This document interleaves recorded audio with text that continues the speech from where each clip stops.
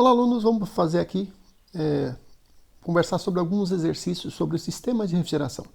A primeira pergunta descreva o funcionamento de um refrigerador doméstico, né? Basicamente eu posso dizer que um refrigerador doméstico opera com uma máquina térmica que retira calor de um lado interno frio e dissipa para o meio exterior, dissipa-se calor. Tem 4 componentes principais, aí o evaporador, o condensador, que dissipa o calor, o dispositivo de expansão, que reduz a pressão do fluido, e o compressor, que bombeia e comprime o fluido aí para o condensador. Obviamente, dentro das tubulações circula um fluido refrigerante, é como o nosso sangue, né? Ou seja, não bastaria, de nada adiantaria os componentes físicos, evaporador, condensador, dispositivo de expansão e compressor, se eu não tivesse ali o fluido refrigerante dentro do refrigerador circulando entre esses 4 componentes principais. O evaporador ele tem a seguinte característica: o fluido ele vaporiza em seu interior e com isso retira calor do meio interno. No compressor o fluido tem a pressão elevada e é bombeado para o condensador. No condensador o que acontece? O fluido passa do estado de vapor superaquecido para o estado de líquido. Então ele condensa o fluido. E no dispositivo de expansão a redução da pressão. Nesse desenho aqui fica mais fácil compreender isso, então vejo aqui que eu tenho um ambiente interno aqui, um ambiente reservado, que é a parte de dentro do refrigerador. Aqui dentro eu posso ter o alimento. O calor ele flui então do alimento para o evaporador, porque aqui dentro eu tenho a serpentina e o fluido passando. Então vamos supor que o ambiente interno do refrigerador esteja aí, sei lá, a 1 grau Celsius. Então eu vou dizer que o meu fluido pode estar aí às vezes a menos 10 graus Celsius. Então quem está mais quente? Quem está mais quente é exatamente o interior do refrigerador. Por isso que o calor vai do corpo quente para o corpo frio. E aí eu tenho essa retirada de calor de dentro do refrigerador que vai o fluido levar essa energia para o compressor, que vai no movimento aí, pode ser rotativo ou alternativo.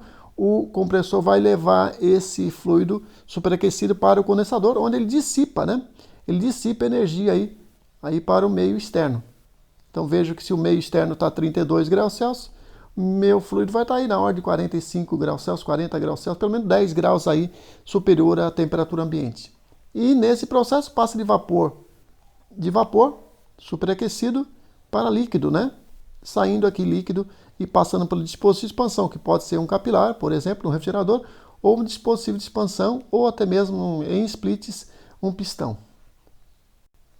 A segunda questão é: quais são os componentes principais de um ciclo de refrigeração de compressão mecânica de vapor? Bom, essa aí já foi respondida na questão anterior, que é o compressor, o condensador, o evaporador e o dispositivo de expansão. A terceira questão é: quais são os níveis de pressão que estão presentes em sistemas de refrigeração doméstica, né?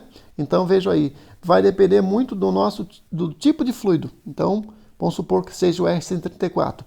Vamos lá, eu vou usar um aplicativo. Então esse aplicativo aí eu deixei o link para vocês aí, da Danfoss. E aí a gente vai responder por meio dele. Eu entro ali com a temperatura em graus Celsius e obtenho a pressão de evaporação. Eu entro com a temperatura de 50 graus Celsius e tenho ali a pressão a alta pressão de condensação em kilopascal nesse caso. Vocês podem fazer isso também, eu vou responder aqui para vocês. Usando então o aplicativo da Danfoss, vocês vão encontrar que a pressão de baixa é 200,6 kPa e a pressão de alta 1.318 kPa para o R134A. Quarta questão é como é que funciona aí um ciclo de absorção, né? O ciclo de absorção, um refrigerador de absorção, ele funciona por meio de um processo físico bem interessante que foi descoberto aí pelo Ferdinand Carré, que uma mistura, né, uma solução de água mais amônia, ela é capaz de absorver o vapor de amônia. E aí o que acontece então? Eu preciso então ter esse absorvedor, essa solução é bombeada, ela entra num gerador, a gente chama também de alambique. Nesse gerador aqui eu insiro calor. No caso, um refrigerador aí para absorção pode ser uma resistência elétrica. um doméstico. Esse calor vai fazer o quê? Ele separa o vapor de amônia, porque eu tinha uma mistura, né? E o vapor, ele rapidamente vai evaporar quando recebe o calor aqui, enquanto que a água vai descer aqui, voltar para o absorvedor. E aí o que acontece? Esse vapor de NH3, que é a amônia, ela vai circular então para o condensador que vai, vamos supor que eu passe aqui água passando por aqui, e eu consigo levar, a água vai levar embora o calor, o vapor de amônia vai voltar, vai mudar de fase, vai voltar para o estado líquido. Ao ingressar no evaporador, ele vai retirar o calor do ambiente interno e vai passar para o estado de vapor. Esse vapor vai ser absorvido de novo aqui pelo absorvedor. Simplificadamente é isso, né? Vocês podem aí olhar com mais detalhes aí na apostila. A quinta questão: quais são os principais sistemas de climatização utilizados em residências, né? A gente tem aí geralmente aí para residências comuns o janela, o ar-condicionado split, e em algumas situações você pode ter um ar-condicionado self-contained ou splitão dutado, né? Muitas vezes casas de maior porte têm dutos, né? Então o ar é distribuído por dutos de insuflamento. Isso pode acontecer também com splits de maior capacidade. Sexta questão: o que você entende por climatizar um ambiente, né? Na verdade, a climatização, do ponto de vista técnico, pela norma, pela ASHRAE, é o controle simultâneo de temperatura, umidade, pureza e distribuição do ar. Veja que você precisa ter essas 4 condições para dizer que está climatizando o ar. A maioria dos sistemas de ar-condicionado não controla exatamente aí a umidade. O que acontece é que reduz, né? Então, só para dizer bem claro que, apesar disso, os sistemas de ar-condicionado residenciais geralmente fazem redução de umidade do ar, porque o ar úmido ele passa pela serpentina fria do evaporador e acaba tendo a sua umidade condensada na bandeja de condensação. E aí é liberado pelo dreno. Mas, na verdade, isso reduz a umidade. Mas aí dizer que a umidade fica no nível exato, 50%, 40%, 60%, já é muita pretensão, porque não tem esse controle fino de controle de umidade, ok?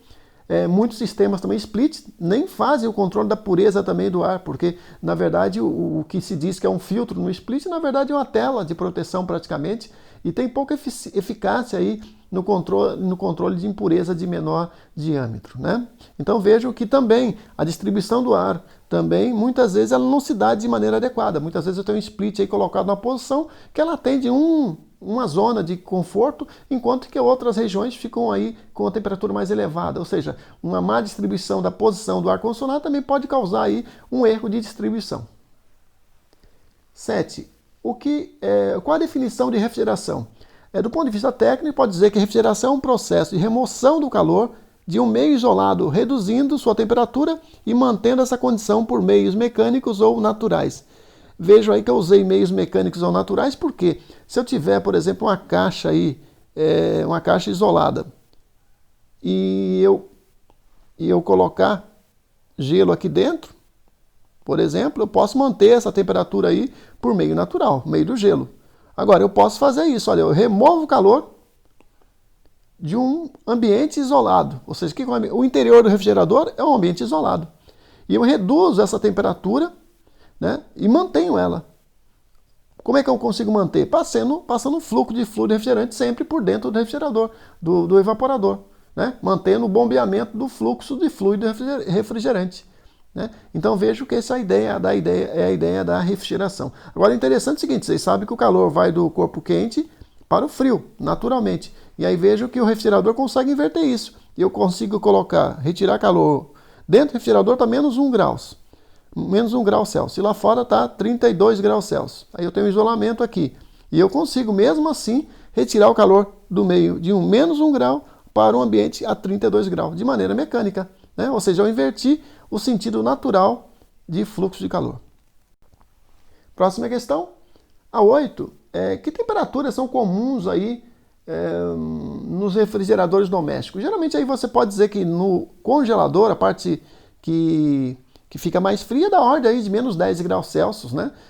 Tem freezers aí, chega a menos 18 e tal, mas no interior ali, da ordem de 2 graus Celsius, 1 grau Celsius. Isso aí depende muito do equipamento, mas são temperaturas, como estou falando, ordem de grandeza, né? Para saber exatamente, cada tipo de equipamento vai ter aí a sua condição, só para ter ordem de grandeza. Nona questão, Qual o princípio de refrigeração por absorção? Bom, de novo, a gente já falou agora há pouco, a amônia, né, é um fluido volátil com grande capacidade de retirar calor. E quando ela é diluída na água, ela pode ser bombeada até um gerador. O gerador ali, o alambique, onde recebe calor. Ali separa-se o vapor de amônia, amônia é a fórmula NH3, e da água, né? O que acontece? Então tem a separação. Eu tenho, na solução, tenho NH3, que é uma solução, mais H2O. Quando eu dou calor, o que acontece? O NH3 vira vapor e se desprende. E aí eu volto à água, eu volto para o absorvedor. O vapor de amônia, então, é resfriado no condensador e transforma-se em líquido. Então, no condensador. E a seguir entra no evaporador, retirando calor do meio interno e transformando-se em vapor novamente, que é absorvido pela solução de amônia mais água. É mais ou menos isso, bem simples, para vocês aí uma explicação bem direta, né?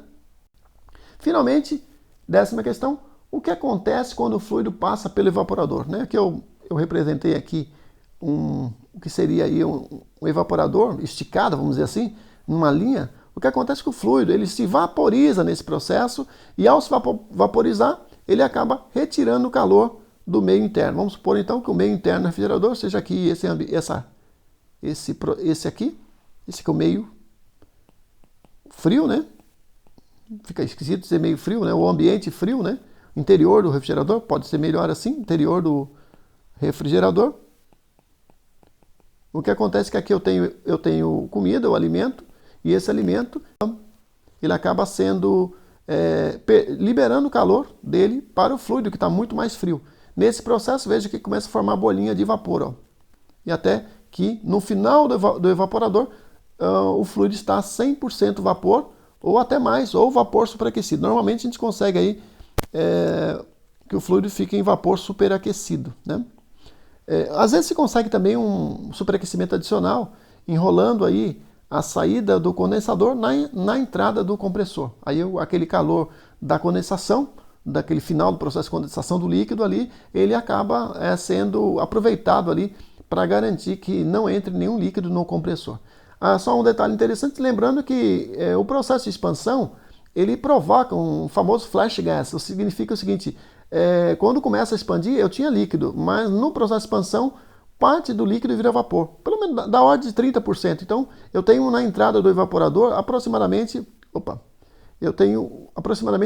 30% ali, é só um número, para vocês terem uma ordem de grandeza, e 70% de líquido. Na verdade, somente o líquido que vai retirar calor do ambiente interno, porque o vapor ele já se vaporizou, então não vai ajudar em nada. Então esses 30% ele acaba atrapalhando. Por isso que em sistemas industriais a gente tem separador de líquido e eu entro com 100% de líquido aí nos evaporadores de maior porte.